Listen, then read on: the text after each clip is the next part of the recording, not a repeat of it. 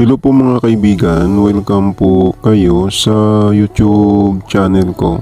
Ibabahagi ko po sa inyo ang kapangyarihang bertudis ng mutya engkantadong bubuyog na binigay po sa akin ng mga engkantadong putian. Ang mutya ng engkantadong bubuyog ay maganda na mutya ito. Maswerte po ito sa buhay at pamumuhay. Maswerte din ito sa pagninegosyo at maswerte din ito sa kabuhayan. May kapangyarihang bertudis po ito na proteksyon laban sa mga mangkukulam, mambabarang at mga paktulan. Gamot din ito sa sakit na gawa sa kapangyarihan ng kulam, barang, paktul, palipad hangin, sumpa, usog, diskomunyon at sa kapangyarihan ng mga masasamang engkanto, masasamang elemento at sa mga masamang espiritu. Gamot din ito sa sakit na gawa sa kapangyarihan ng mga aswang.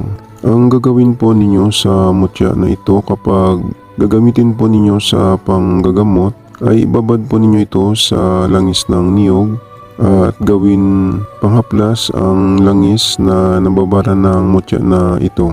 Ang mutya na ito ay protection din sa mga hindi inaasahang panganib at sakuna. Proteksyon din ito sa masamang tangka ng tao. Proteksyon din ito sa bala at patalim. At may kapangyarihan bertudis po ito na panghalina o panggayuma sa kahit anong negosyo. At nagpapalakas din ito ng alindog at karisma. Maganda din ito dalhin kapag nagtatravel po kayo. Proteksyon din ito sa pagtatravel. Maganda po dalhin ito. Ilagay lang po ninyo ito sa pulang pouch at dalhin kapag nagtatravel po kayo. Maganda din ito dalhin kapag nag-apply po kayo ng trabaho. Tingnan na lang po ninyo ang video ng engkantadong bubuyog.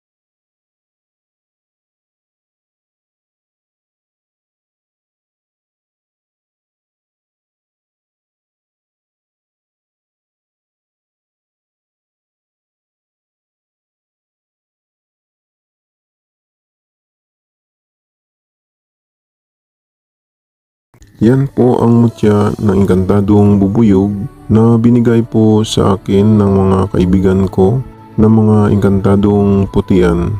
Sa mga viewers at subscriber ng Milagro di Santo Cristo, maraming salamat po sa inyong panunood at ipalo naman po ninyo ang aking Facebook page ng Milagro di Santo Cristo.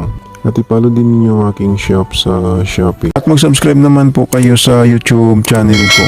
panoorin na lang po ninyo ang second channel ko sa YouTube, sa Milagro di Santo Cristo 2. Baka may magustuhan po kayo na mga lamang gamot na magagamit po ninyo. Paalala lang po, ang mga mayuwagang dasal at orasyon na binabahagi ko sa inyo ay gagamitin lang po ninyo sa kabutihan. Gumagana na.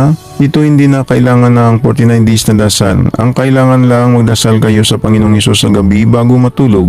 At pagkagising ninyo sa umaga magdasal din kayo.